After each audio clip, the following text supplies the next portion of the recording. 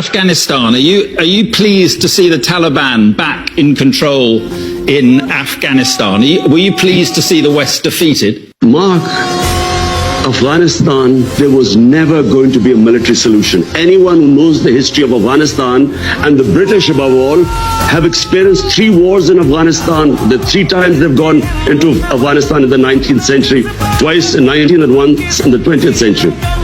There was never going to be a military solution. People like us who kept saying that you will not solve Afghanistan problem by bombing them or sending your military, we were called pro-Taliban. People like us were always talking about how would there be people in Afghanistan. For 40 years they've been suffering. Mark, this is not a football match whether you're on one side or the other.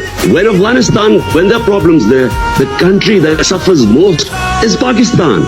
Because we already have 3.5 billion Afghan refugees there. You said the chains of slavery had been broken in the country. When the Americans left and the British, what did you mean by that? It was deliberately distorted. I was speaking in Urdu. I was talking about getting rid of mental slavery. We still have the colonial education system with elite is taught in English medium. We had first time in our history had one syllabus for everyone, and I said that mental slavery is far worse than physical slavery.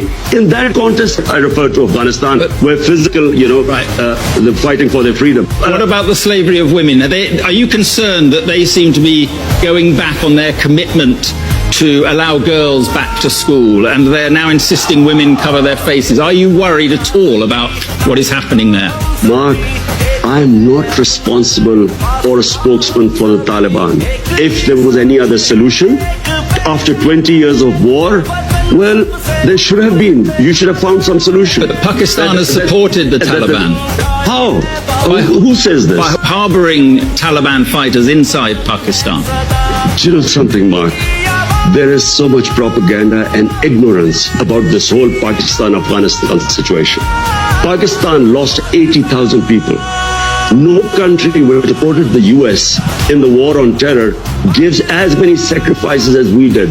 The only reason we lost 80,000 people was because we joined the US war on terror. Because the US was trying to find a military solution in Afghanistan where none existed, we were blamed. A country that gives sacrifices, we were blamed for the lack of success in Afghanistan. What is happening in Afghanistan has nothing to do with us.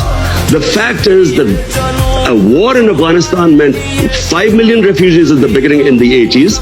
We have 3.5 million refugees. We had what were the Pakistan Taliban who were fighting against our state. We still have terrorism as a result of participating in the US war.